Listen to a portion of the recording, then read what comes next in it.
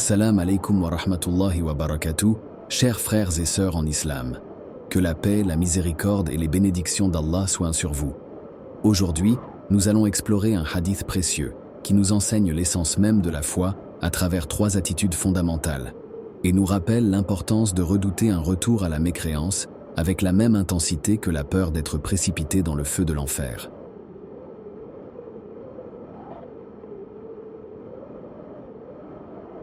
Chapitre 14. Avoir horreur d'un retour à la mécréance comme on redoute d'être précipité dans le feu de l'enfer, c'est un acte de la foi. Hadith 21.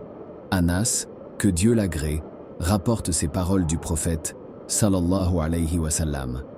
3 choses, lorsqu'on les possède, font savourer la douceur de la foi. D'abord, d'aimer Dieu et son envoyé plus que toute autre chose. En second lieu, si l'on aime quelqu'un d'entre les adorateurs, de l'aimer seulement en vue de Dieu. Enfin, de redouter de retourner à la mécréance dont Dieu l'a retiré, comme on redoute d'être projeté dans le feu de l'enfer.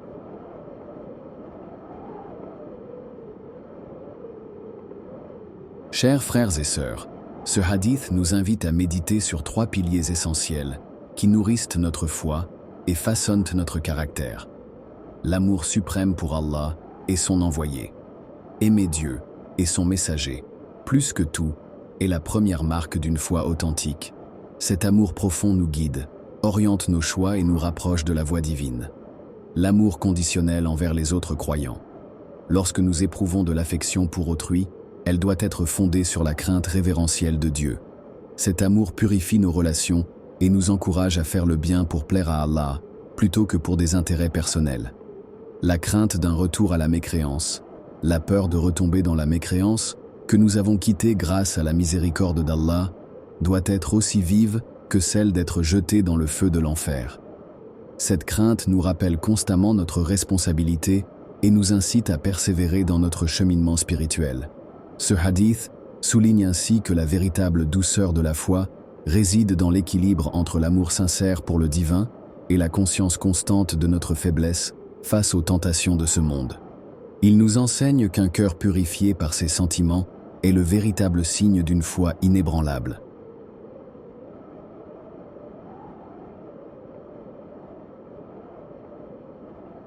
Mes chers frères et sœurs, retenez que la foi se vit à travers ces 3 dimensions. Cultivons en nous un amour profond pour Allah et son messager. Entretenons des relations sincères fondées sur la piété et gardons toujours la crainte d'un retour à la mécréance. C'est ainsi que nous goûterons à la douceur et à la lumière de la foi.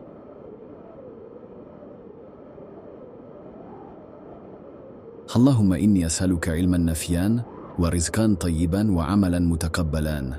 Ya Allah, accorde-nous une science bénéfique, une subsistance pure et des actions acceptées par toi. Renforce notre amour pour toi, pour ton envoyé et pour la voie de la vérité. Protège-nous de retomber dans l'obscurité de la mécréance et guide-nous vers ta lumière éternelle. Amin.